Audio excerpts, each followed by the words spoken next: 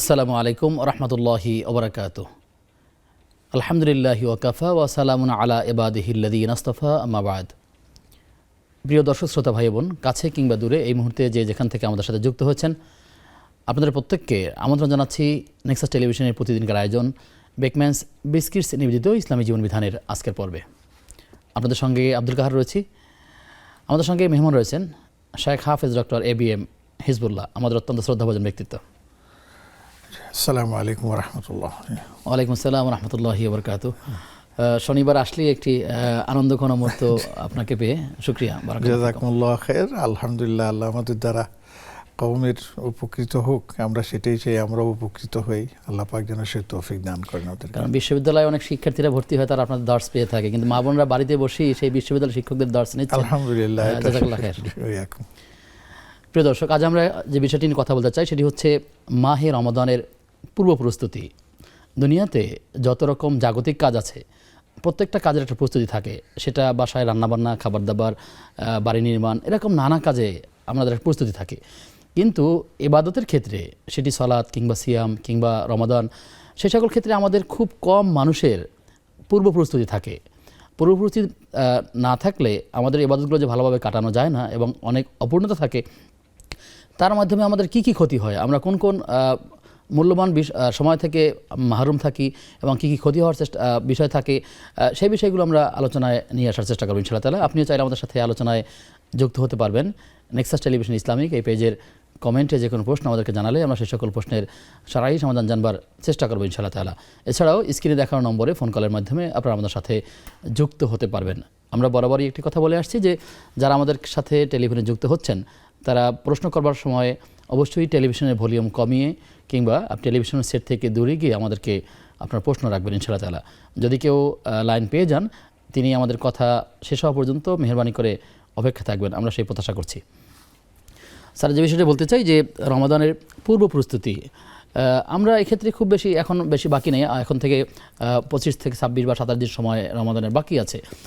যদি আমরা এই প্রস্তুতিটা গ্রহণ না করি, তাহলে রমাদানে কি কি ক্ষতি হতে পারে, যে ক্ষতিটাকে আসলে 1 বছর হলে আমরা এটাকে আর পূরণ করতে পারবো না, কাটিয়ে উঠতে পারবো না, সেই বিষয়গুলো কি? জাযাকাল্লাহু খায়র। আলহামদুলিল্লাহ ওয়াসসালাতু ওয়াসসালামু আলা রাসূলিল্লাহ ওয়া আলা আলিহি ওয়া আসহাবিহি ওয়া মাওয়ালা, আম্মা বাদ। আসলে উপস্থাপনায় আপনি যেভাবে বলছিলেন, আমাদের জীবনে অনেক কিছুই আমাদেরকে করতে হয়, বাস্তবায়ন করতে হয়।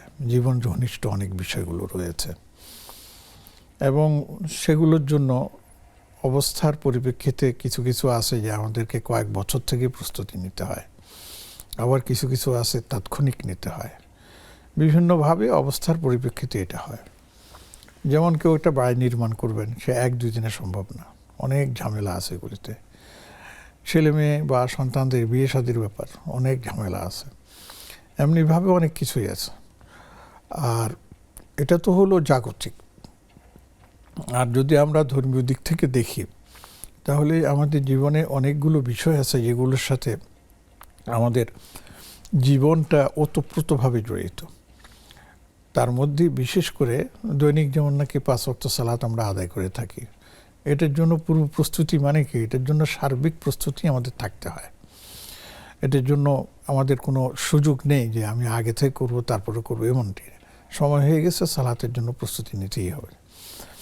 এমনিভাবে যেমন জাকাত দেখেন, জাকাতটা বছরে একবার, তো একবার যেহেতু জাকাত হবে, তাহলে আপনাকে সেই জাকাতের মানে সংশ্লিষ্ট মাসআলাগুলো জানতে হবে। কখন জাকাত ফরজ হয়, কীভাবে জাকাত ফরজ হয়, তার কীভাবে সেটা আদায় করতে হয়, কাকে সেটা দিতে হয়, সব কিছু রয়েছে। এরপরে আরও রমাদানের ক্ষেত্রে তো ঠিক মাসআলাগুলো জানতে হয়। আমি সেভাবে আসতেছি আর কি, সেভাবে আসছে। তো যাই হোক, তো আপনি বলে ফেলছেন, সেটাই বলি। আমার মাঝখানে আবার হজের ব্যাপারটা ছিল আর কি। যাই হোক, তো রমাদানও কিন্তু সেরকম।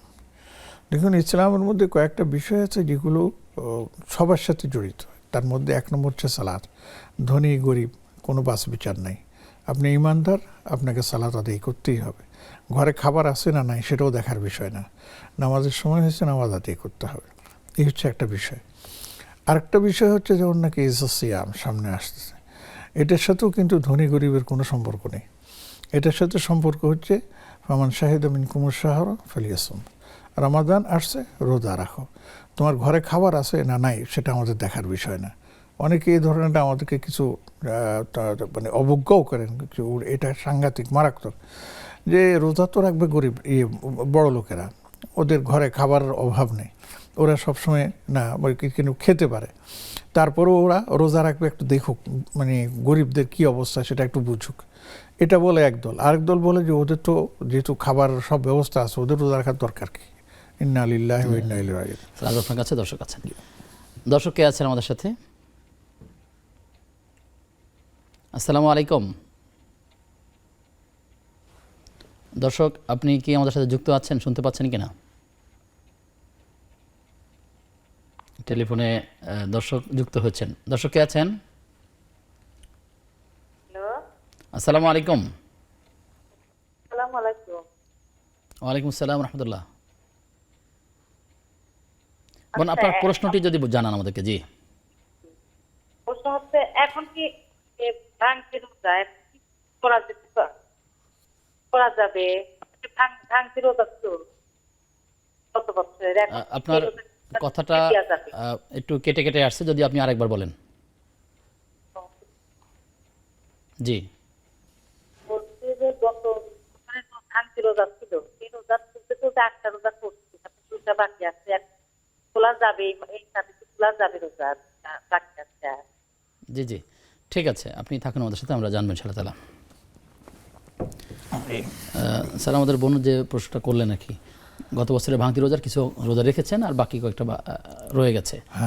এই ভাঙতি রোজা রাখার ক্ষেত্রে আসলে মূলনীতিটা কি?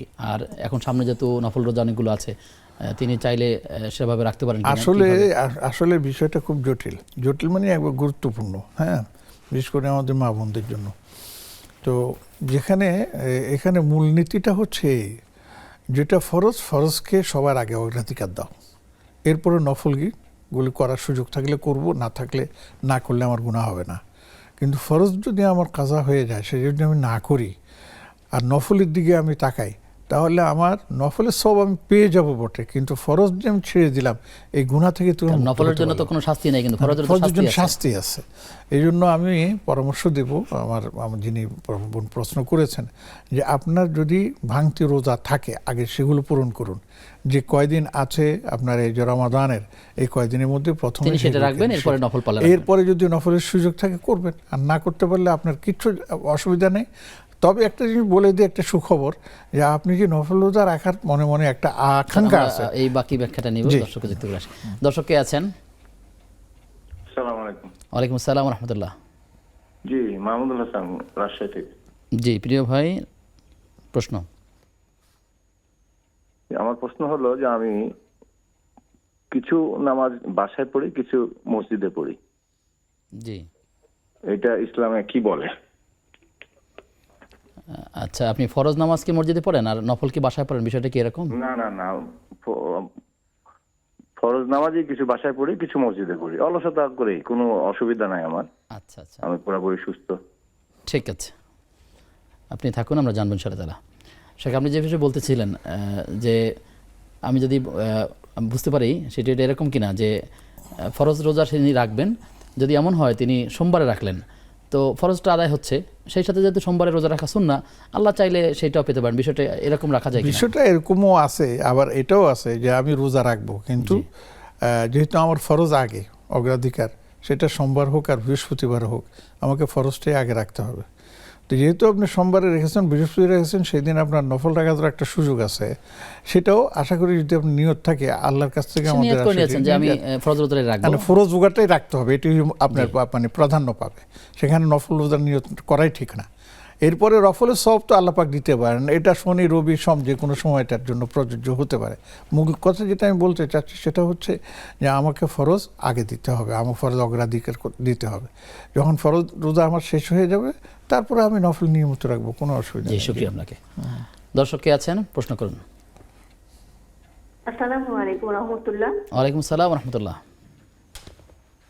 ভাইয়া, আমার একটা বিষয় জানার আছে শাইখের কাছে, জীবন, যে আমি নিয়মিত কোরআন তেলাওয়াত করি, দেখা যাচ্ছে প্রথম থেকে 10 পারা পর্যন্ত পড়লাম, পড়ার পরে কোনো একটা কারণে 11 পারাটা হলো না, 12 পারা পড়ে ফেললাম।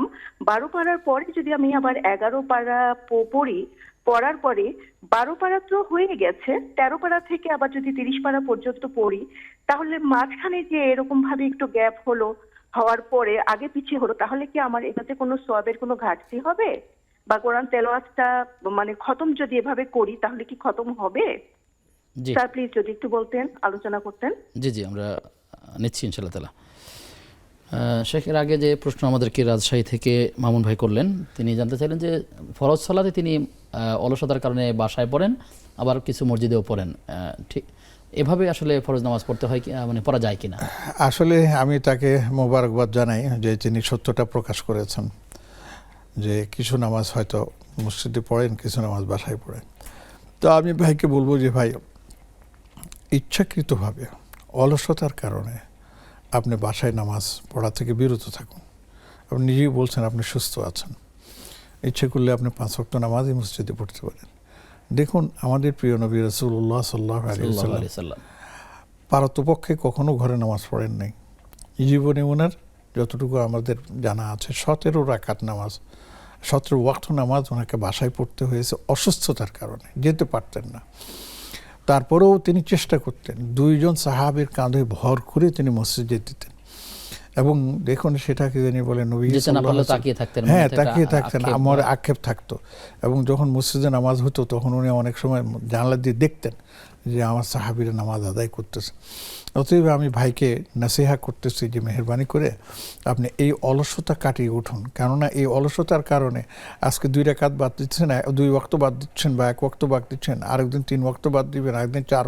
এমনও সময় আসতে পারে যে আপনার মসজিদে যাবেন না, মসজিদে যাওয়া বন্ধ করে দেবেন। এটা শয়তানের এক ধরনের প্ররোচনা। ভাই যেহেতু সে তার দুর্বলতা চিহ্নিত করতে পারছেন, জি, তার জন্য জি। এটা ওভারকাম করা সহজ হবে। ওভারকাম একদম সহজ, একদম সহজ, একটু হিম্মত করলেই হয়ে যাবে জি ইনশাআল্লাহ। ইনশাআল্লাহ তাআলা। প্রিয় দর্শক কে আছেন আমাদের সাথে, পরিচয় দিয়ে প্রশ্ন করুন। আসসালামু আলাইকুম। ওয়ালাইকুম সালাম আমি রাহমাতুল্লাহ। থেকে বলতেছি। জি বোন। রাশেদা, আমার বয়স 60-এর কাছাকাছি। জি। যাই হোক, আমার পিরিয়ড আরো 10-15 বছর আগে থেকে পিরিয়ড শেষ হয়েছে। আমি একটা ছোট্ট অপারেশন করছি, যেটাকে বলা হয় ওই যে এই- এই- এই হচ্ছে পাইলস। জি এই পাইলসটা অপারেশনের পর আজ আমার 10 দিন হচ্ছে।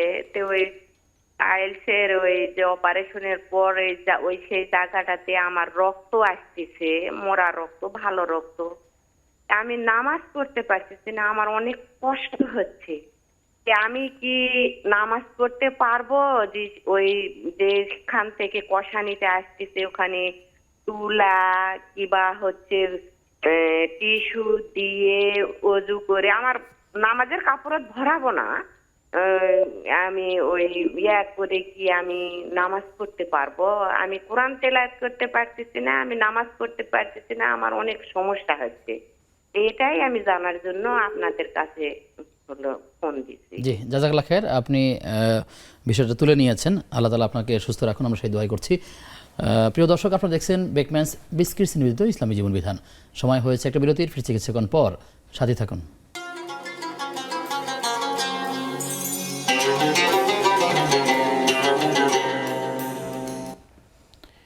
বিরতির পরে সবাইকে আবারও আমন্ত্রণ নেক্সাস টেলিভিশনের প্রতিদিনকার আয়োজন বেকম্যানস বিস্কিটস নিবেদিত ইসলামী জীবন বিধানের আজকের পর্বে। আপনাদের সঙ্গে আব্দুল কাহার রয়েছি। আমাদের সঙ্গে মেহমান হিসেবে যুক্ত রয়েছেন শাইখ হাফেজ ডক্টর ABM হিজবুল্লাহ। স্যার, আমাদেরকে এক দর্শক বোন প্রশ্ন করেছেন যে তিনি কোরআনুল কারীম তেলাওয়াত করেন, ধারাবাহিকতা রক্ষা করতে পারছেন না, কখনো সামনে থেকে পড়েন, কখনো পিছন থেকে পড়েন, মাঝে মাঝে এমনটি হয়ে যায়, আবার যেটা বাকি থাকে সেটা পরে আবার তিনি তেলাওয়াত করে নেন। এভাবে করে যদি তিনি শেষ পর্যন্ত সবগুলো আয়াত পড়ে শেষ করেন, সেটা তেলাওয়াতে খতম হিসাবে গণ্য হবে কিনা, আর এতে সওয়াবের কোনো তারতম্য হতে পারে কিনা? জাযাকাল্লাহু খায়ের, চমৎকার একটি প্রশ্ন। এটা প্রায় অনেকেরই হয়ে থাকে। যেমন উনি 10 পারা পর্যন্ত পড়েছেন, এরপরে 12 পারা শুরু করেছেন, মাঝখানে 11 পারা থেকে গেছে, পরে মনে হলো যে আমি 11 পারা পড়িনি, সেটা আবার পড়ে নিলেন। যে এভাবে যদি আকবর হয়ে যায়, তাহলে ইনশাআল্লাহ আশা করি শেষ পর্যন্ত যদি তিনি তেলাওয়াত অব্যাহত রাখেন, তাহলে এটা তার খতম হিসেবে গণ্য হবে এবং ইনশাআল্লাহ এতে করে সওয়াবের কোনো হেরফের হবে না, কম বেশি হবে না। তিনি পুরো কোরআনে কারীম তেলাওয়াতের যে সওয়াব প্রাপ্তি, তিনি তার ইখলাস এবং অনুযায়ী, নিয়ত অনুযায়ী তার পুরোটাই তিনি পাবেন। এবং এই নিয়ে পেরেশান হওয়ারও কিছু নেই। তবে চেষ্টা করবেন যেন ধারাবাহিকতা রক্ষা থাকে আর কি, ইনশাআল্লাহ বাকি তাআলা। সব পেয়ে যাবেন। আমাদেরকে আরেকজন দর্শক বোন রাশেদা, তিনি বলেছেন যে তিনি শারীরিকভাবে অসুস্থ, তার পাইলস অপারেশন রয়েছে, মাঝে মাঝে ক্ষত স্থান থেকে তাজা রক্ত বের হয়, কখনো এই রক্ত বের হওয়ার কারণে তিনি নামাজের একটু ক্ষতি হচ্ছে কিনা বা উজু ভেঙে যাবে কিনা, তার নতুন করে উজু বানাতে হবে কিনা, বা এই শরিয়া কি বলছে এক্ষেত্রে?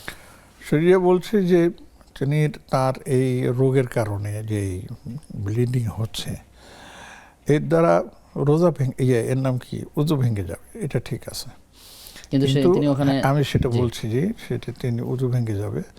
কিন্তু যদি এটা কন্টিনিউয়াসলি চলতেই থাকে সেই ক্ষেত্রে তিনি সেখানে যেটা বলেছেন তুলা অথবা আপনার টিস্যু দিয়ে সেটাকে ব্যান্ডেজ করে রাখেন, এটা ভালো একটা উদ্যোগ। এবং এটা করলে ইনশাআল্লাহ তার উজু ভাঙলেও তার মানে ইয়েটা পবিত্রতা বহাল থাকবে, তিনি নামাজও পড়তে পারবেন, তিনি তেলাওয়াতও করতে পারবেন, কোনো এটার সমস্যা নেই। তবে তিনি যে পাইলসের কথা বলছেন যে আসলে এটা ট্রিটমেন্টও আছে, হোমিওপ্যাথিও আছে আমি যতটুকু জানি, আবার অপারেশনের মাধ্যমে একবার দুইবার, কারো 3-4 বারও হয়ে যায়। তো উনি চেষ্টা করবেন চিকিৎসা করে এটাকে বন্ধ করার জন্য, এক। আর 2 নম্বর যে এটাও খেয়াল রাখতে হবে যে অনেক সময় দেখা যায় এটা সবসময়ের জন্য হয় না। তো উনি যদি দেখেন যে না এখন হবে না, পরিমাণ বেশি না, অনেক সময় খুব অল্প দেখা যায়, অল্প দেখা যায়, বাট বেশিরভাগ নাও দেখা যায়, অনেক সময় দেওয়া যায়। চেষ্টা করতে হবে যখন ব্লিডিং না হয় তখন নামাজ পড়তে, তাহলে ভালো। আর তেলাওয়াতের জন্য উনি সবসময় পড়ে যেতে পারবেন, অসুবিধা নেই। তার জন্য দোয়া রইল, আল্লাহ তাআলা তাকে সুস্থ করে দেন। জি, প্রিয় দর্শক কে আছেন আমাদের সাথে, যদি প্রশ্ন করেন। ওয়ালাইকুম আসসালাম। আসসালামু আলাইকুম। হ্যালো, জি, আমি যে কালকে প্রশ্নটা করছিলাম, আমার প্রশ্নটা হচ্ছে এইরকম, মনে করেন শ্বশুরের সংসারে আমি খাটতে আছি, হয়তো আমাদের খালি খাওয়া পড়াটা চলে, কিন্তু আরো যে অনেক চাহিদা থাকে এটা শ্বশুরে মিটাই না, তাইলে কি আমারে যদি অন্য কেউ জাকাত দেয়, তার জাকাতটা হবে কিনা, বা আমি জাকাত নিতে খাইতে পারবো কিনা? এটা আরেকটা প্রশ্ন হয়েছে যে আমার প্রস্রাবের সমস্যা, মনে হয় যে প্রস্রাব ধরে এরকম, কিন্তু আবার ডাক্তার দেখাইছি কোনো সমস্যা নেই। আমার সব প্রতিতে তো এরকম কাপড় পাল্টে নামাজ পড়া সম্ভব না, আমার প্রতিতে উযু করতে হবে কিনা, না কাপড় পাল্টাইতে হবে কিনা? এমনি ডাক্তার দেখাইছি, ডাক্তারে কোনো সমস্যা নেই। তো আমার মনে হয় যে হয় ধরে, মনে হয় এরকমই অবস্থা। ঠিক আছে বোন, আপনার প্রশ্ন পেয়েছি, আপনি থাকুন আমাদের সাথে ইনশাআল্লাহ তাআলা। শেখ, তার প্রশ্ন হচ্ছে যে তিনি যৌথ সংসারে থাকেন, তো জাকাত, তিনি পুত্রবধূ, জাকাত গ্রহণ করতে পারেন কিনা শ্বশুরের থেকে, এরকম কোনো বিষয় আছে? আসলে এটা একটা গুরুত্বপূর্ণ প্রশ্ন, যে তার যে প্রয়োজন অনেক সময় আছে, এই জন্য আমাদেরও খেয়াল রাখা উচিত। পুত্রবধূ হয়ে এসেছেন তিনি, আমাদের উপর বোঝা হয়ে আসেননি, তিনি তার মানবিকতা নিয়ে এসেছেন, এবং সেই জন্য অন্যান্যদের যে চাহিদা আছে, প্রয়োজন আছে, সেটা তা পূরণ করতে হবে। মৌলিক চাহিদার পরে মানবিক চাহিদার অনেক কিছু থেকে যায়, তাদেরও নিজস্ব কিছু হাত খরচ আছে, তাদেরও কিছু চাওয়া পাওয়া আছে। এটা অবশ্য খেয়াল রাখবেন স্বামী, শ্বশুর না, এটা হচ্ছে স্বামীর দায়িত্ব। কিন্তু যদি স্বামী এটা পালন না করেন তাহলে শ্বশুর খেয়াল রাখতে পারেন। যদি কেউ খেয়াল না রাখেন, এখন তার এই চাহিদা বা তার প্রয়োজন মেটাবে কে? এই জন্য তিনি অন্যের থেকে জাকাত নিতে পারবেন, এটা একটা জটিল, কেননা যেহেতু আরেকজনের উপর তিনি নির্ভরশীল। তো সেখান থেকে যদি আমি বলি যে এটা জাকাত নিতে পারবেন, তাহলে এটা ঠিক হবে না। এই জন্য আমি বলবো যে না, আপনি এভাবে জাকাত না নিয়ে আপনি আপনার স্বামীকে বলুন, আপনার কি জানি বলুন, শ্বশুরকে বলুন যে আমাকে আমার প্রয়োজনীয় কি জানি বলে যে মানে আছে, সেটা ন্যূনতম যে খরচটা আছে সেটা আপনারা আমাদেরকে মাসিক হিসাবে পে করতে পারেন, দিতে পারেন, তাহলে আমরা এখান থেকে বেঁচে যাই। এটা একটা প্রশ্নটা এই কারণে আসছে যে বাবা ছেলেকে জাকাত দিতে পারে না, না, কিন্তু ছেলের জাকাত দিতে পারবে কিনা সেটা বিষয়টা না, ওখান থেকে আসছে। এই জন্যই বলবো যে ওখানে নিতে পারবে না, যেহেতু তিনি অলরেডি তার স্বামীর অধীনস্থ এবং স্বামীর সাথে তার শ্বশুরের সম্পর্ক, অতএব জাকাত তিনি নিতে পারবেন না, আমার যতটুকু মানে মনে পড়তেছে আর কি। জি জি, প্রিয় দর্শক কে আছেন, পরিচয় দিয়ে প্রশ্ন করুন। দর্শক শুনতে পাচ্ছেন? জি, ওয়ালাইকুম আসসালাম ওয়া রাহমাতুল্লাহ। আমার প্রশ্ন হলো, আমি একজন বিধবা মহিলা, আমার স্বামী নাই, আমি দেওয়া কিছু টাকা আছে আমার কাছে, আমি এই টাকাটা অন্য মাসকে জাকাত দিই। তো আমার একটা প্রতিবন্ধী ছেলে আছে, বুদ্ধি প্রতিবন্ধী, ওই ছেলেটার একটা নাতনি আছে। তো তো বউ চলে গেছে, তখন এই নাতনিটা আমার এই তার নানার বাড়িতে থাকে, সে পড়ালেখা করে এবং অসুস্থ। এখন আমার প্রশ্ন হইলো আমার জাকাতের টাকাটা আমি তাকে দিতে পারবো কিনা, সেটা হুজুর আমার প্রশ্ন। নাতিকে দিবেন তাই তো? এই তো, আসসালামু আলাইকুম। জি, ওয়ালাইকুম সালাম রহমতুল্লাহ। আমাদের বোনের প্রশ্ন পেয়েছেন স্যার? জি পেয়েছি, কারণ পারবেন না উনি, যেহেতু এটা সরাসরি ওনার রক্তের সাথে সম্পর্ক, ওনার ছেলের ঘরের নাতি। ছেলে যদিও প্রতিবন্ধী সেটা ভিন্ন কথা, কিন্তু আপনার যে নাতি ছেলের ঘরের, মানে উপরে আর নিচে, ঊর্ধ্বতন এবং অধস্তন। অধস্তন, সেই অধস্তনে উনি পড়ে গেছেন। কাজেই ওখানে ওনাকে যাকাত দিতে পারবেন না, ওনাকে ওনার মানে ভিন্ন, মানে ছেলে ছেলে ছেলে ছেলে ছেলে এইভাবে যতদূর যাবে তাদেরকে জাকাত দেওয়া যাবে না। দেওয়া যাবে না। জি, তিনি তাকে মালদার করে দিবেন। হ্যাঁ, মালদার করে দিবেন। তিনি তার যদি অস্তিত্ব থাকে, তিনি তার জন্য আলাদা একটা ব্যাংক অ্যাকাউন্ট করুন, সেখান থেকে খরচটা তিনি তাদের পরিচালনা করুন, এটা করতে পারবেন। ছেলে প্রতিবন্ধী কিংবা অন্যভাবে সক্ষম ব্যক্তি বলি, আমি যাই বলি না কেন, তিনি তার নাতনিকে অন্যভাবে দিবেন, অন্যভাবে দিবেন। তার জন্য জাকাত থেকে দিতে পারবেন না, এটি হচ্ছে মূল কথা। জি জি, শুকরিয়া। আমাদের সাথে দর্শক যুক্ত আছেন। দর্শক কে আছেন?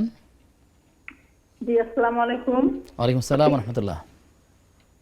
ওই যে আমার এক আত্মীয় মানে মাঝে মধ্যে টাকা ধার নেয়, জি, অল্প মানে ধার নেয় আবার দিয়েও দেয়। তো মাঝে মধ্যে আবার উনার যে ফসল মানে হয়তো তার কিছু পেঁয়াজ মানে নিয়ে আসে, তো এখন আমার মানে ওই টাকা আগেও দিত, তখন টাকার ধার না নিত তখনও দিত, তো এখনো দেয়। তো ওটা কি আমার জায়েজ হবে কিনা নেওয়া? একটু পেঁয়াজ, একটু মরিচ, একটু মানে তরি তরকারি এইগুলো দেয়। আচ্ছা, বুঝতে পেরেছি। আপনি থাকুন আমাদের সাথে, আমরা জানবার চেষ্টা করবো ইনশাআল্লাহ তাআলা। আমাদের সাথে ইতিমধ্যে আরো একজন দর্শক যুক্ত হয়েছেন। দর্শক কে আছেন? আসসালামু আলাইকুম। ওয়ালাইকুম আসসালাম ওয়া রাহমাতুল্লাহ। আমার দুইটা প্রশ্ন। জীবন, আমার বাড়ির পাশে হিন্দু কয়েকটা ফ্যামিলি আছে, তো ওনারা সারা দিন মানে দিনের বেশিরভাগ সময়ই ঝগড়াঝাটি, অকথ্য ভাষায় গালাগালি এগুলো বলে। তো আমি নামাজ কোরআন পড়ার টাইমে ওই আওয়াজগুলো আমার কানে আসে। তো এতে আমার নামাজ কিংবা কোরআন পড়ার কোনো সমস্যা হবে কিনা, মানে আমার ঠিকমতো আদায় হবে নামাজ কোরআন পড়া? আচ্ছা, আর কি প্রশ্ন আছে? আর দুই নম্বর প্রশ্ন, যে রুমে টিভি থাকে, টিভি বন্ধ অবস্থায় ওই রুমে কোরআন কিংবা নামাজ পড়া যাবে কিনা? কোনটা? কোন অবস্থায়? যে রুমে টিভি থাকে, মানে ধরেন এক রুমে টিভি আছে, ওই রুমে টিভি বন্ধ অবস্থায় আমি নামাজ কোরআন পড়তে পারবো কিনা? আচ্ছা আচ্ছা, ঠিক আছে, আপনি থাকুন আমাদের সাথে, আমরা জানবার চেষ্টা করবো ইনশাআল্লাহ তাআলা। শেখ, আমাদের বোনের আগে প্রশ্ন করেছিলেন, তিনি সন্দেহ করেন যে তার প্রস্রাব আসছে বা প্রস্রাব বের হয়েছে, আসলে অনেক সময় আলামত পাওয়া যাচ্ছে না। তো এই ক্ষেত্রে তিনি কি করবেন?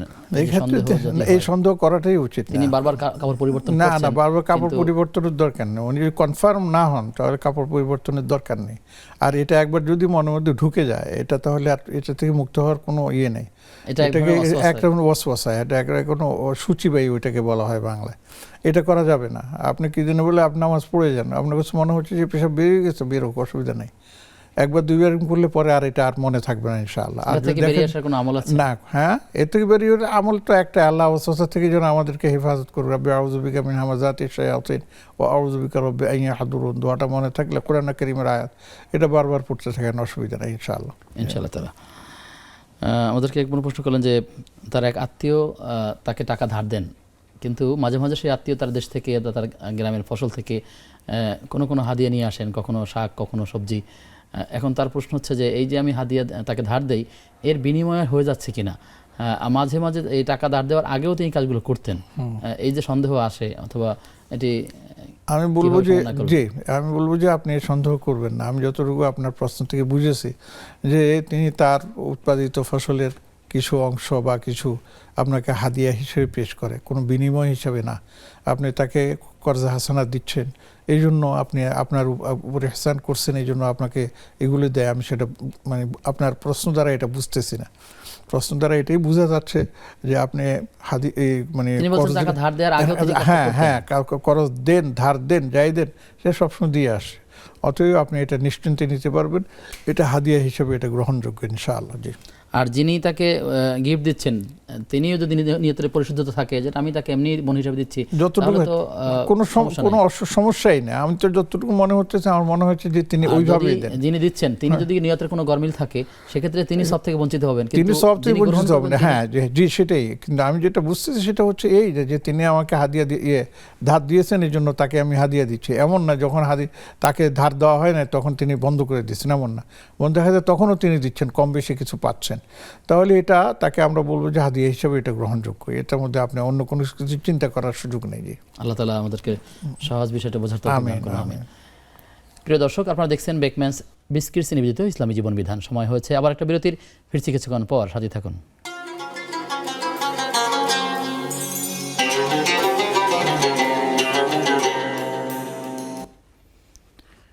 বিরতির পরে সবাইকে আবারও আমন্ত্রণ নেক্সাস টেলিভিশনের প্রতিদিনকার আয়োজন বেকম্যানস বিস্কিটস নিবেদিত ইসলামী জীবন বিধানের আজকের পর্বে। আপনাদের সঙ্গে আব্দুল কাহার রয়েছি, আমার সঙ্গে মেহমান রয়েছেন শেখ হাফিজ ডক্টর ABM হিজবুল্লাহ। স্যার, আমাদেরকে এক বোন প্রশ্ন করেছেন যে বাড়ির পাশেই তার প্রতিবেশী, তারা হচ্ছে অমুসলিম হিন্দু, তারা মাঝে মাঝে ঝগড়া করেন এবং তার বাসাটা খুব কাছে হওয়ার কারণে তিনি সালাতের মধ্যে অনেক সময় মনোযোগে কষ্ট হয়, সালাতে দাঁড়ান, তেলাওয়াতে থাকেন, বা নানা সময় তাদের এই কথাগুলো তার কানে আসে। এতে করে তার সালাতের কোনো সওয়াবের ক্ষেত্রে কমতি হবে কিনা, বা এখান থেকে বাঁচার উপায়টা কি? জি, আলহামদুলিল্লাহ, এটাতে অসুবিধা নেই। যেহেতু তিনি সালাত আদায় করছেন, তেলাওয়াত করতেছেন, এই মতো অবস্থায় পাশের প্রতিবেশী যেই হোক ঝগড়াঝাটিতে লিপ্ত হয়েছে, মুসলিম অমুসলিম বলে কোনো কথা নেই। অনেক সময় আমাদের কাছে গাড়ির হর্ন আছে, অনেক সময় গানের আওয়াজ আসে, ঝগড়ার আওয়াজ আসতেছে, এতে করে আমাদের কোনো ক্ষতি হবে না, তেলাওয়াতেরও কোনো ক্ষতি হবে না। উনি মানে শত চেষ্টা করতেছেন যে ওদিকে যেন মনটা না যায়, কিন্তু কানকে তো আর বন্ধ করে রাখতে পারবেন না, আওয়াজ তো আসবেই। তো সেক্ষেত্রে উনি মনোযোগ সহকারে নামাজে মগ্ন থাকবেন, তেলাওয়াতে মগ্ন থাকবেন, ওতে ইনশাআল্লাহ ওনার সওয়াবের কোনো কমতি হবে না, ক্ষতি হবে না ইনশাআল্লাহ। আল্লাহ তাআলা কবুল করুন। প্রিয় দর্শক, কে আছেন? আসসালামু আলাইকুম। ওয়ালাইকুম আসসালাম ওয়া রাহমাতুল্লাহ। আমি ওই যে ব্যাংকের ইন্টারেস্টের টাকা সম্বন্ধে একটু জানতে চাই, যে ব্যাংকে যে ইন্টারেস্টের টাকা পাওয়া হয়, মানে সুদী ব্যাংকে, সেই টাকাটা আমি কি অন্য মানে আত্মীয় স্বজনদেরকে গিফট করতে পারবো? মানে কোনো কিছু দেওয়া বা কাপড় চোপড় দেওয়া, এটা কি জায়েজ হবে আমার জন্য? আমি ব্যবহার করলাম না, কিন্তু অন্যকে গিফট হিসাবে ব্যবহার করলাম আর কি। কাউকে কিছু দিলাম, কাপড় চোপড় দিলাম, এরকম। মানে ধনী আত্মীয় স্বজন কিংবা গরিব এরকম কাউকে দিতে পারবো কিনা নিজে ব্যবহার না করে? প্লিজ আমার লাইনটা কাটবেন না, আমি টিভিতে শুনতে পাবো না, তো আমি ফোনে উত্তরটা পাচ্ছি আর কি। বোনের অনুরোধ করে আমরা রাখি।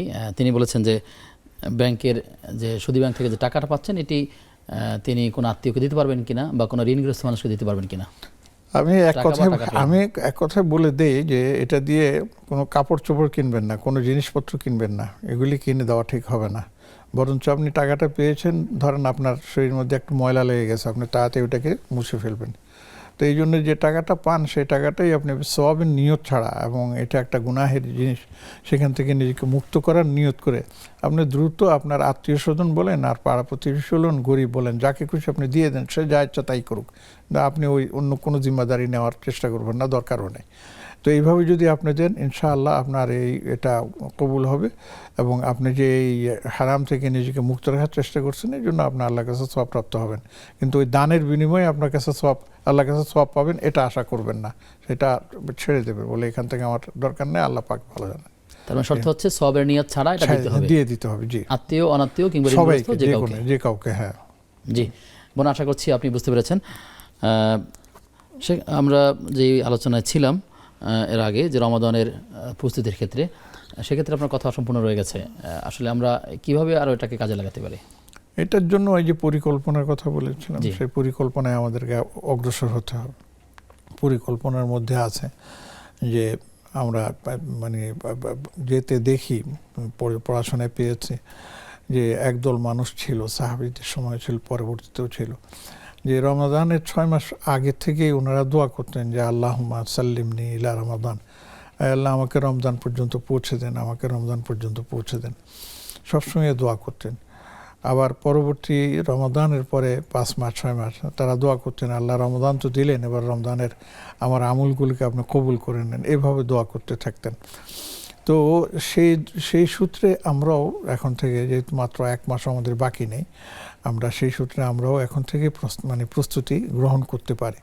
জীবনের একটা বিশাল কি যেন বলে প্রাপ্তি রমাদান মাস, যেটা আমি বলছিলাম যে এই রমাদান ধনী গরিব সবার জন্য করতে হবে। ওই যে কেউ কেউ বলে যে এটা গরিবদের জন্য, যে তাদের ঘরে খাবার নাই, তো একবেলা যদি না খেয়ে থাকে তাদের কিছু খাবার বেঁচে গেল, ইন্না লিল্লাহ, এ ধরনের চিন্তা করা একেবারেই ঠিক না। তো এই জন্য আমি বলবো যে আমরা এখন থেকে নিতে পারি। দেখুন কয়েক রকমের আপনার প্রস্তুতি আছে, মানে রমাদানের থেকে মুত্তাকি হওয়ার মতো যে গুণগুলো আছে সেগুলো অর্জন করতে হবে। আল্লাহ আমাদের তৌফিক দান করুন। দর্শক আছেন, দর্শক কে আছেন? আমি এটা ফার্ম গেট থেকে বলছি। আমার একটা প্রশ্ন, যে শেষদা এক সময় একটা দিলাম না দুইটা দিলাম সন্দেহ হয়। হ্যালো জি, আমার একটা প্রশ্ন, যে আমি শেষদা একটা দিলাম না দুইটা দিলাম সন্দেহ হয়, তাহলে কি সজদা দেব না কি করব? আচ্ছা ঠিক আছে বোন, আপনি থাকুন আমাদের সাথে। আমাদের সাথে ইতিমধ্যে আরো একজন দর্শক যুক্ত আছেন। দর্শক কে আছেন? আসসালামু আলাইকুম। ওয়ালাইকুম আসসালাম রাহমাতুল্লাহ। আমি সিলেট থেকে বলছি, মোহাম্মদ কুতুবউদ্দিন। জি প্রিয় ভাই, আপনাকে ধন্যবাদ। আমার প্রশ্নটি হলো যাকাত সম্পর্কে। জি, আমি একজন অবসরপ্রাপ্ত সরকারি কর্মচারী। অবসর ভাতা পাই এবং অন্যান্য যে পারিতোষিক গুলা পেয়েছি, এটা ইসলামী ব্যাংকে স্থায়ী আমানত হিসাবে রাখছি। তো বৎসরের রমজান মাসের নির্দিষ্ট একটা দিনে আমি ওই টাকাটা যা জমা আছে ওইটার হিসাব করে আনুমানিক 50 থেকে 60,000 টাকার মতো জাকাত আসে। উপস্থিত সব টাকা দিতে পারি না, আমি পাট করেই দিতে পারবো কিনা, এবং আগামী বছরে অ্যাডভান্স দেয়া যাবে কিনা, আগামী বছরে হিসাব করে এই টাকাটা জাকাত যা আসে আর কি, সেটা কি অ্যাডভান্স দেয়া যাবে কিনা। আচ্ছা ঠিক আছে প্রিয় ভাই, আপনি আমাদের সাথে থাকুন, আমরা জানার চেষ্টা করছি ইনশাআল্লাহ তাআলা। ফার্মগেট থেকে আমাদেরকে যে প্রশ্ন করলেন, যে বোন বললেন যখন তিনি সাজদা দিচ্ছেন কখনো একটা দিয়েছেন নাকি দুটো দিয়েছেন এটা মনে রাখতে পারছেন না, এক্ষেত্রে তিনি সাহসিদা করবেন নাকি আসলে কি উপায় আছে? সাহসিদার তো পরের কথা, প্রথমে আপনাকে করতে হবে যখন এই সন্দেহ এসে যায় যে আমি একটা দিয়েছি কি দুটো দিয়েছি, কনফার্ম না হওয়া পর্যন্ত তিনি আরেকটা সিজদা দিয়ে দেন, তাহলে দুটো হয়ে গেল। দুটো হয়ে গেল আর দিবেন না, আর একটা হলে তিনি একটা হলে সেটা দিবেন, হ্যাঁ সেটা দিয়ে দিবেন যদি তিনি কনফার্ম হন, মনে করেন প্রবল ধারণা যেদিকে প্রবল ধারণা সেটাই। তারপরে এখন যেহেতু একটা সিজদা দিয়েছেন, এখন সেটা ঘটনাচক্রে উনি কিন্তু 3টা হয়ে গেছে ওনার, মানে ওই ধারণার কারণে, এই জন্য তো সেই জন্য তাকে শেষে সাজদা দিতে হবে এই ভুলটা হওয়ার কারণে, এটা তো ওয়াজিব, এই ভুলটা হওয়ার কারণে। আর সাজদা যদি ছুটে যায় তাহলে তো নামাজই বাতিল হয়ে যাবে, এই জন্য উনি সাজদা নিশ্চিত যদি না হন, মনে করেন যে তিনি নিশ্চিত হতে পারছেন না, যদিও সে দুটো করেই ফেলেছেন কিন্তু সে নিশ্চিত না, তার কাছে মনে হচ্ছে একটাই দিয়েছেন, সেটাই বললাম আর কি। তারপর একটা দিয়েছেন, তিনি যদি নিশ্চিত না হন তাহলে তিনি আরেকটা দিয়ে সেটা পুরো করেন, তাহলে 3টা হয়ে গেছে। কিন্তু আমাদের হিসাবে 3টা হয়েছে, ওনার হিসাবে কিন্তু 2টা হয়েছে। তো এই যে সন্দেহের কারণে আপনার একটা বাড়তি হয়ে গেল, এই জন্য সাজদা দিবেন, এটা তাকে সাজদা দিতে হবে। হ্যাঁ, কনফার্ম যদি হয়ে যায় তাহলে আর দেওয়ার দরকার না। আর এটাকে বারবার কিন্তু আপনার এটাকে সুযোগ দেওয়া যাবে না, একবার দুইবার হতে পারে, সবসময় এই ধরনের হতে পারে না। সবসময় এই ধরনের হলে উনি নামাজই পড়তে পারবেন না, প্রত্যেকবারই এইটা মনে হবে, প্রত্যেকবারই এরকম মনে হবে, এটা শয়তানের একটা ওয়াসওয়াসা। যদি তার মনে হয় যে একটা দিয়েছেন তার একটা পূর্ণ করবেন, হ্যাঁ জি। আর যদি 2টা দেওয়ার পরেও সে মনে হয় যে একটাই দিয়েছেন, তাহলে একটাই ধরবেন, সে একটাই ধরেই তো আরেকটা সিজদা দিলেন, ওই সিজদা দেওয়ার কারণে একটা বাড়তি হয়ে গেল। হ্যাঁ সে না, সেটাই 2টা দিয়েছেন, দিয়ে তার মনে হলো যে মনে হয় একটা দিয়েছেন, তখন সে আরেকটা সিজদা দিলেন, তাহলে কি 2টার সাথে একটা 3টা হয়ে গেল না? 3টা তো হচ্ছে আপনি আমি তো কেউ পাশে থাকছি না, পাশে না হোক, অরিজিনাল তো হয়ে গেছে, আসলে হয়ে গেছে, কিন্তু এটা তো বোঝার উপায় নাই, বোঝার উপায় নাই, এই জন্য সিজদা দিতে হবে। তাহলে তো সন্দেহর জায়গা থাকলো কোথায়? সন্দেহ জায়গা তো এখান থেকে আসলে 2-4 জায়গায় 3টা হয়ে গেল না, সেই জন্য আর কি। সে তো ওখানে ইস্তেকামত যে আমার একটা হয়েছে, কিন্তু উনি দিয়েছেন 2টা, দেওয়ার পরে যদি 2টা এরপরে সন্দেহ থাকে তাহলে হ্যাঁ সেটাই তো বলতেছি যে 2টা দিয়ে আপনি যেটা বলছেন 2টা দিয়েছেন, দেওয়ার পরে সন্দেহ হলে যে না আমি 2টা দিইনি, একটাই দিয়েছি, একটার মধ্যে তিনি অটল, তাহলে কি করবেন? তাহলে যদি সিদ্ধান্ত এরকম যে যদি তিনি একটা দেন বেশ ভালো কথা, যদি 2টা দেওয়ার পর মানে মনে হয় যে তার সন্দেহ আছে দেওয়ার পরেও, তাহলে তিনি সাজদা দিবেন, আর সন্দেহ না থাকলে দিবেন না। না, সাজদা তো পরে দিবেন, কিন্তু এখানে সাজদা তো আর একটা দিয়ে পুরো করতে হবে তো 2টা, সেটা তো করেন নাই। ঠিক আছে। আচ্ছা, তারপরেও যদি মনে করেন যে তিনি না দেন, তাহলে সেইটা শেষে সেটা দিলে নামাজ হয়ে যাবে ইনশাআল্লাহ। ইনশাআল্লাহ। প্রিয় দর্শক, কে আছেন আমাদের সাথে? আসসালামু আলাইকুম। ওয়ালাইকুম আসসালাম ওয়া রাহমাতুল্লাহ। জি বোন, আপনার প্রশ্নটি যদি আমাদেরকে জানান। আপনাদের অনুষ্ঠান খুবই ভালো লাগে আমাদের সবারই, আমরা দেখে অনেক কিছু শিখতে পারি। যে 3 তাসবিহ মানে জানতে চাইছিলাম যে সকালবেলা বিকালবেলা নাকি 3 তাসবিহ না পড়লে মানে রাতে ঘুমাইতে পারবো না, এটা পড়তেই হবে বাধ্যতামূলক, কি একটু বুঝিয়ে বলবেন? আপনি কি কোনো ব্যাখ্যা জানেন এক্ষেত্রে? 3 তাসবিহ মানে কি কোনোটা জানেন কি, বা কোনোটা আমার মনে আছে যে আপনি 3 তাসবিহ বলতে এটা বুঝিয়েছেন? আলহামদুলিল্লাহ, লা ইলাহা ইল্লাল্লাহ, আল্লাহু আকবার, ঠিক আছে, এগুলি আরো বুঝতে পেরেছি। একটু। আচ্ছা, আসসালামু আলাইকুম। ওয়ালাইকুম আসসালাম ওয়া রাহমাতুল্লাহ। স্যার, আমাদেরকে যে সিলেট থেকে ভাই প্রশ্ন করলেন যাকাত বিষয়ক, তিনি একজন অবসরপ্রাপ্ত, বলেছেন তার চাকরির কিছু অংশের টাকা এটা ব্যাংকে আমানত রেখেছেন, ইসলামী ব্যাংকে। সেখান থেকে যে টাকাটা পান, সেই টাকাটা তিনি ভেঙে ভেঙে পার্ট জাকাত দিতে পারবেন কিনা, একটা প্রশ্ন। দ্বিতীয়ত, অ্যাডভান্স দিতে পারবেন কিনা? একবার প্রশ্ন সহজ, আলহামদুলিল্লাহ, আল্লাহ ওনাকে তৌফিক দান করুন যে তিনি হিসাব করে জাকাত দিচ্ছেন। এখন সেই জাকাতটা একসাথে দিতে হবে এটা জরুরি না, বরঞ্চ উনি এটাকে ধীরে ধীরে আস্তে আস্তে করে পুরো বছর ব্যাপীও দিতে পারবেন, কোনো অসুবিধা নেই। 1 2 নম্বর হচ্ছে যে মনে করেন পরবর্তী বছরও উনি জাকাত অগ্রিম দিয়ে দিতে চেষ্টা করেন, তাহলে সেটাও তিনি দিতে পারেন। এবং অনেক সময় এই ধরনের ঘটনা ঘটে যে কাউকে একটু সহযোগিতা করবেন, কিন্তু এখন যে জাকাতের অ্যামাউন্ট আছে সেটা পোষাবে না, তো পরবর্তী বছরে জাকাত কম হয়ে যাচ্ছে, আরো বেশি দিলে ভালো লাগতো। তো পরবর্তী বছরের জাকাত থেকে সেটাকে নিয়ত করে তিনি যদি এটা আদায় করে দেন, তাহলে অগ্রিম জাকাত আদায় হয়ে যাবে, কোনো সমস্যা নেই। জি, শুকরিয়া। প্রিয় দর্শক, আপনারা দেখছেন বেকম্যানস বিস্কিটস নিবেদিত ইসলামী জীবন বিধান। সময় হয়েছে সর্বশেষ বিরতির, ফিরছি কিছুক্ষণ পর, সাথে থাকুন।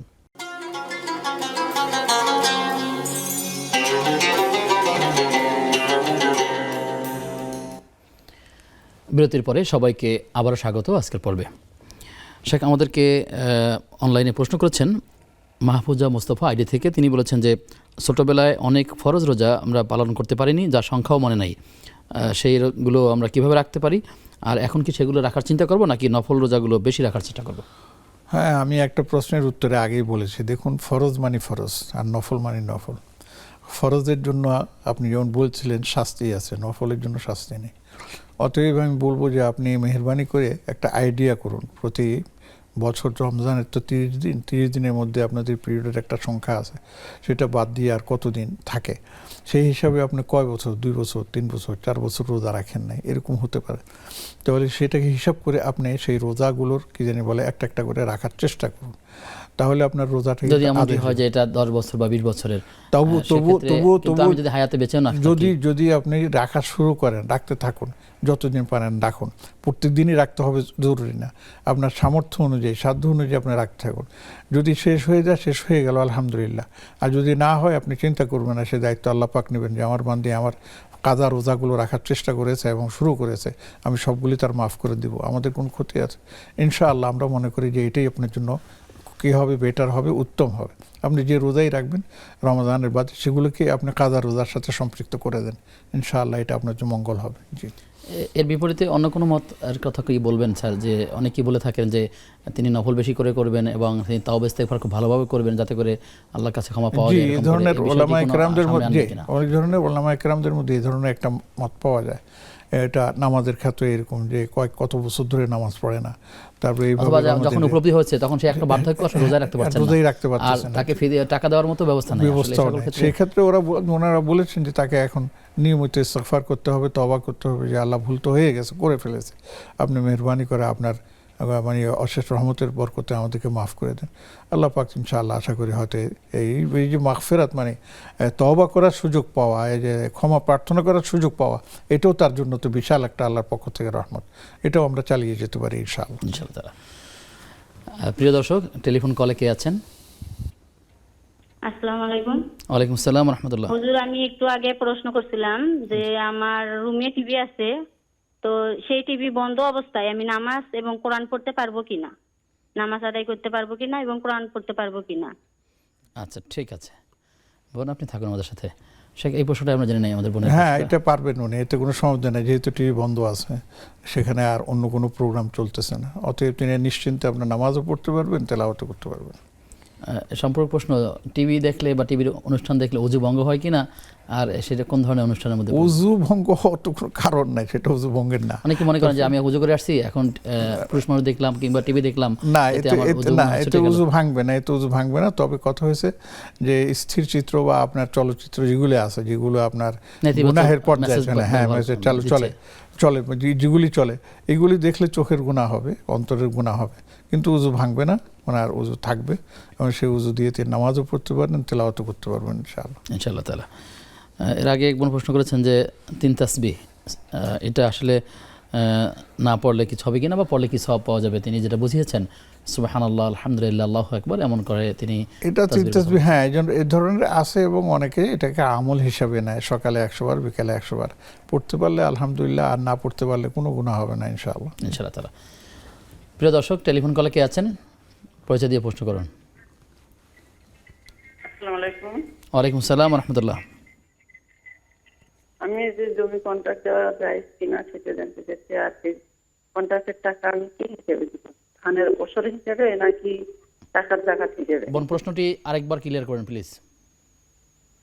জমি, ধানের জমি কন্ট্রাক্ট, অগ্রিম টাকা নিয়ে যে কন্ট্রাক্ট দেওয়া হয়, এটা জায়েজ কিনা, এবং সেই সেই টাকার যদি আমি টাকা নেই, সেটা ধানের ওষুধ দিব নাকি টাকা হিসেবে জাকাত দিব হিসেব করে?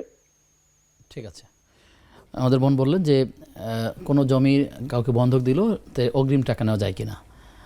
এটা অনেক জায়গায় বন্ধক হিসাবে আছে, আবার অনেক জায়গায় ভাড়া দেওয়া হিসাবে চিহ্নিত করা হয়, যে আমি জমিটা ভাড়া দিয়ে দিলাম আগামী 1 বছরের জন্য, বা এক ফসলের জন্য ভাড়া দিলাম, অগ্রিম টাকা নিতে পারবেন কিনা, সেই সুযোগ আছে কিনা। এটা দুইটা প্রশ্ন, মাশাআল্লাহ, এখানে একটা আছে। একটা হচ্ছে ভাড়া দেওয়া, এটাকে ইজার বলে, ইজারা বলে আর কি।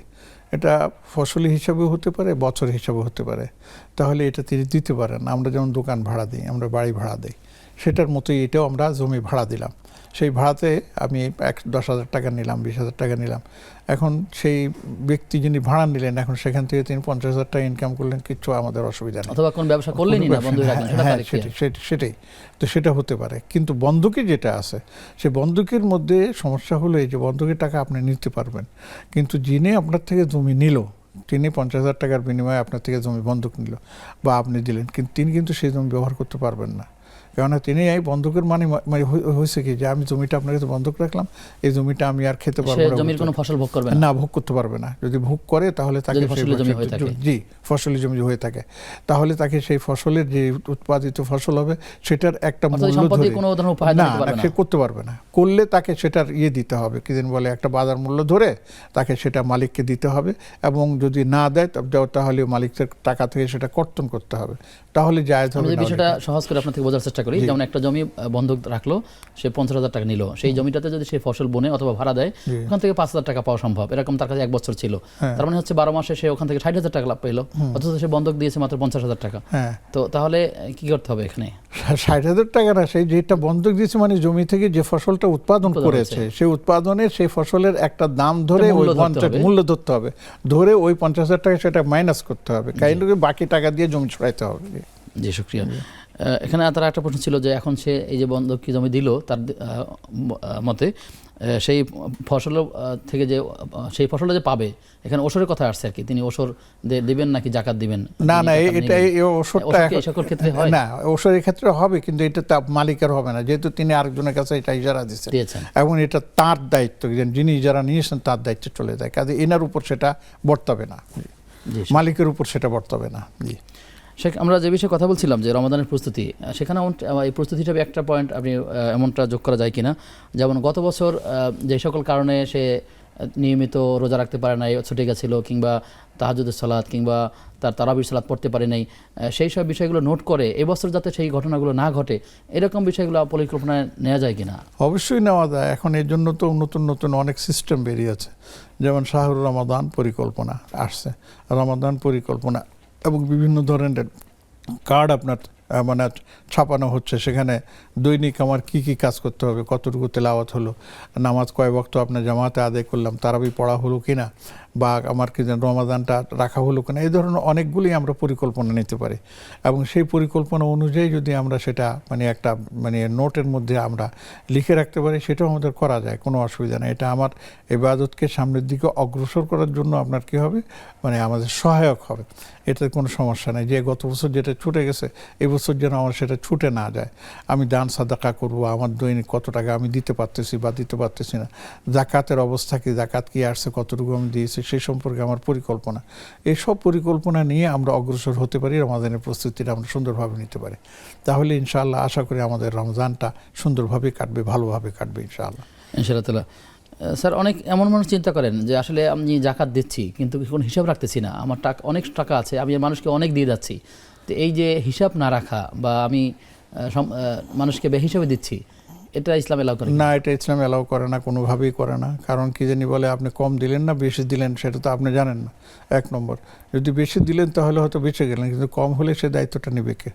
অনেকে বলে যে আমাদের এত টাকা হিসাব করবে কে? আমি বলি যে এমন মানুষ নাই যে সে তার টাকার হিসাব জানে না।